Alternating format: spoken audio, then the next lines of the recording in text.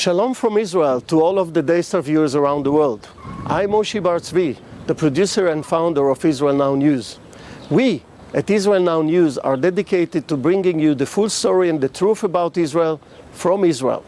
It's written in the Holy Bible when David said in Psalm 25:5, "Lead me in your truth and teach me, for you are the God of my salvation.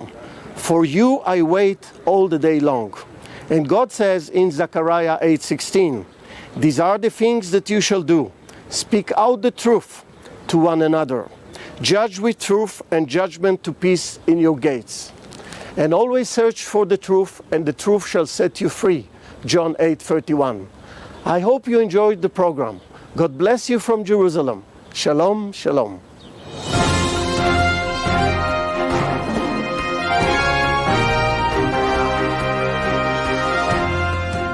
Welcome to Israel Now News. I'm Yochanan El-Rom. And I'm Erin Viner.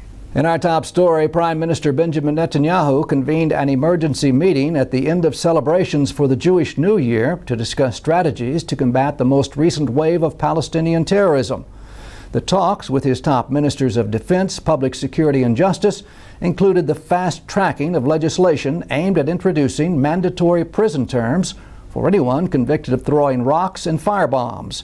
Netanyahu said he views such terrorist actions against Israeli citizens with great severity and that he intends to fight against it with everything in his power. The urgent session came in the wake of the death of a motorist in his 60s who was killed on his way home from a Rosh Hashanah dinner on the eve of the holiday. The victim lost control of his car after coming under a Palestinian rock attack in a Jerusalem neighborhood and crashed into an electrical pole. 2 passengers in the car were also injured. There's been a spike in such dangerous attacks in recent months. Netanyahu's consultations with his top ministers was also convened after 3 consecutive days of Palestinian violence at the Temple Mount for the duration of the Jewish holiday. According to a police statement, the riots were part of an orchestrated campaign by Palestinians to obstruct visitation by Jews and tourists to the area in Jerusalem's Old City, where both temples once stood. Assailants threw rocks and concrete blocks that they brought to the site down onto an access point for visitors. When security services rushed to the scene, the Palestinians then barricaded themselves within the Al-Aqsa Mosque and threw a firebomb, rocks, and fired flares from behind makeshift blockades of steel bars and other heavy material. Border police officers succeeded in overcoming the rioters all 3 days and restored calm to the holy site. The defense establishment believes that several pipe bombs seized from a Palestinian home in the city on the eve of the holiday were also intended for use during the siege. The following day, IDF soldiers found shotguns, knives, and other weapons during the arrest of another wanted Palestinian near Hebron.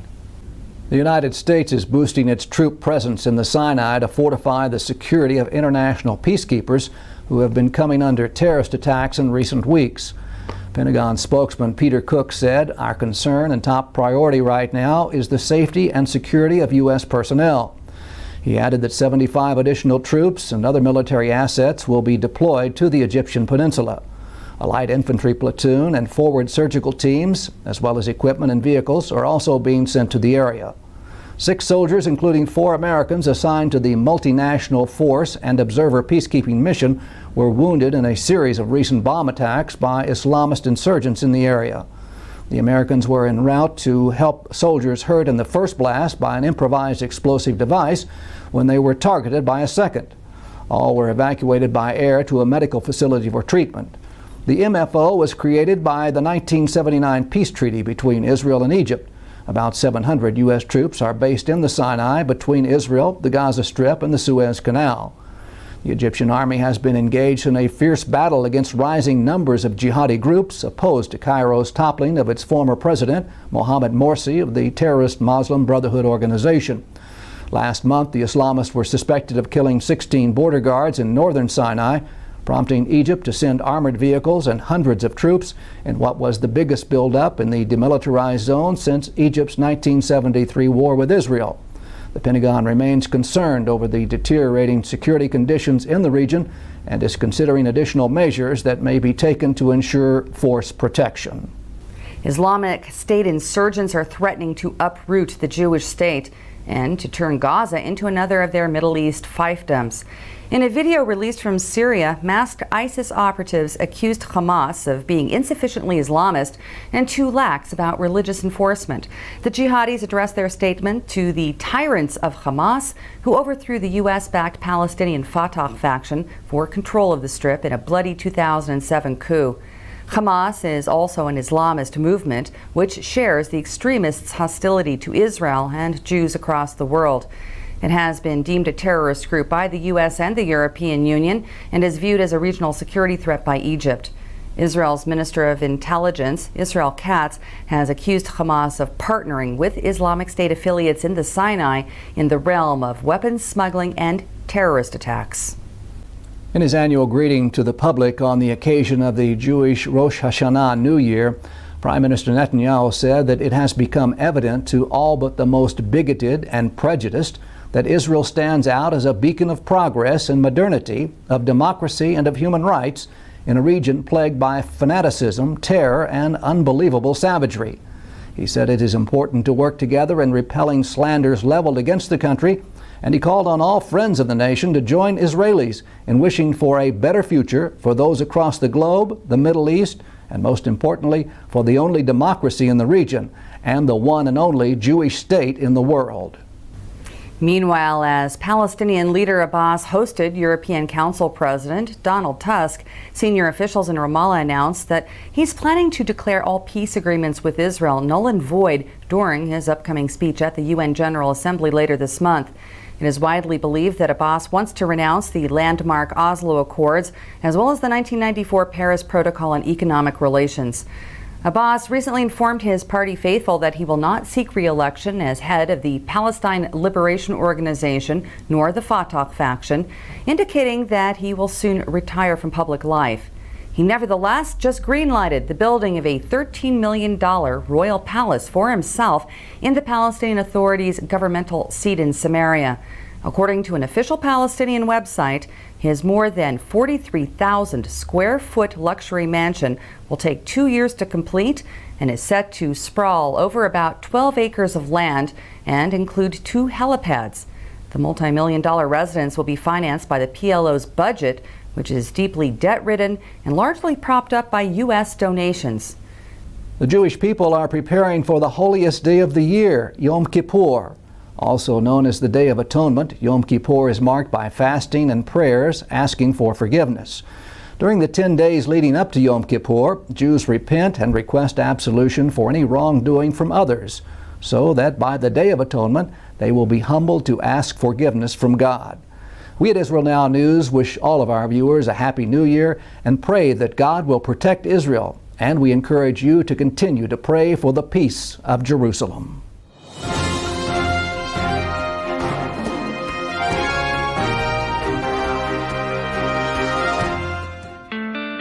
There are moments in life that define you and leave you forever transformed. Like a once-in-a-lifetime journey to the source of your faith. Walk in the steps of Jesus and experience history beyond its words. Sail the ancient Sea of Galilee to the holy shores of the River Jordan. Your journey begins here.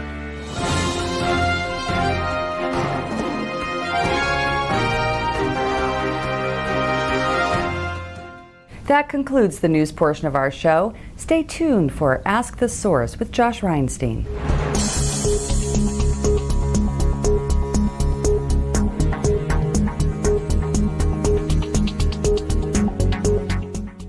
Hello and welcome to Ask the Source. I'm your host Josh Reinstein, and we're here on a beautiful day in Jerusalem on our rooftop studio. My guest today is member of Knesset Michael Oren. Member of Knesset Oren, thank you for being on the show. Pleasure, Josh. Good to be with you. You are the former ambassador to the United States, you're a celebrated historian, and now you're a member of Knesset. How has the transition been from diplomat to politician in Israel? Well, first was the transition from being a citizen to being a diplomat, and then from being a diplomat to a citizen, and then from a citizen to being a politician, an elected official. Each one was a big transition, but I've done it before, many years. I spent over 35 years in the Israeli Defense Forces, and each time I put on a uniform, I had to change my personality. I wasn't representing myself anymore. I was representing the Army. And when you become an ambassador, you wear a different uniform. It's not green, it's usually blue or gray, but it's still, you're representing the democratically elected government of Israel. And now, as a politician, I'm representing my constituents. And Israel is basically one congressional district. I represent 8 million Israelis. On top of that portfolio, you're now a very famous, celebrated author with your new book, Ally, which is on the #1 bestseller list of the New York Times. Tell us a little about the book. Well, I've been a historian. Now, before I was a diplomat, before I was ambassador, I was an historian, and I had written a book about the 6 Day War, 6 Days of War. I'd written a book about the history of America in the Middle East called Power, Faith, and Fantasy, which also did very well around the bestseller list. Coming home from Washington, I think it was very important to tell the story of the nearly 5 years I spent there, specifically as we approached the fateful debate on the Iranian nuclear deal. And the usual time for publishing books in the United States is October, November to get the holiday season. I was very insistent with my publisher, Random House, that the book come out in June so that it could be part of the debate over the Iranian nuclear deal, on which the fate of this country hinges. And we understand that across the board in Knesset. It's a very personal memoir. It talks about some of the challenges in life. It talks about fighting in Israeli wars. It talks about my family, my kids in the Army, my wife, who comes from America also, and about losing a close family member in a bus bombing not far behind us here. Very personal story, but also a story about the unique and, I believe, essential relationship between the United States and America. That's the alliance. That's the ally. One of the things that you mention in the book, and you talk about quite a bit, is the unique relationship between Christians who believe in the Bible and the State of Israel. How important is that relationship? To say that it is important is an understatement. It's absolutely fundamental.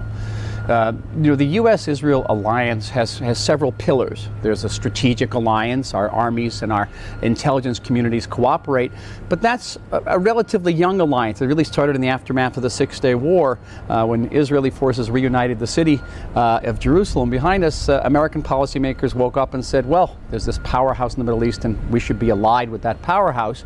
Before that, Israel fought that war with French arms, not with American arms.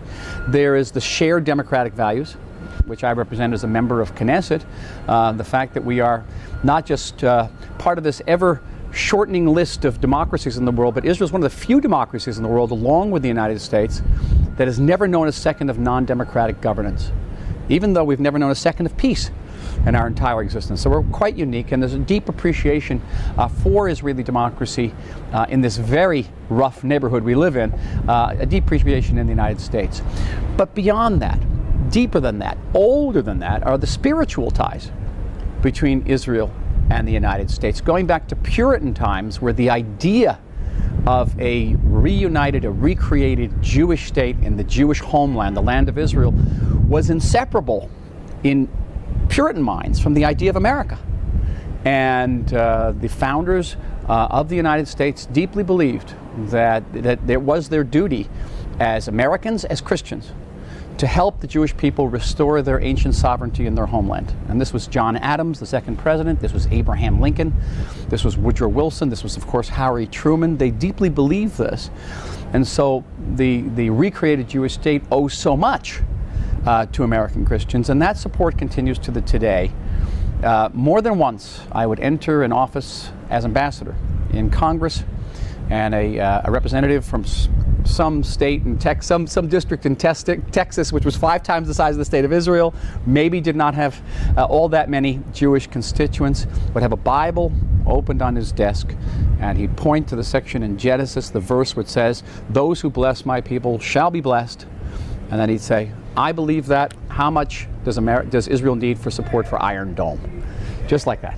You know, you made headlines recently in the relaunch of the Knesset Christian Allies Caucus, which you're a member of, when you said that Jesus today would be a Jewish settler in Bethlehem, right, in the eyes of the world. What did you mean by that? Well, from where we're sitting right here, Josh, I can see the city of Bethlehem. It's over the next hill. You probably can't see it on the camera, but Jesus, Mary, Joseph, John the Baptist, we're all Jews living either in Bethlehem or living near Jericho, near the Dead Sea, near the Jordan River. Today, they would be considered settlers by the world. They'd be condemned as people who are stealing land. They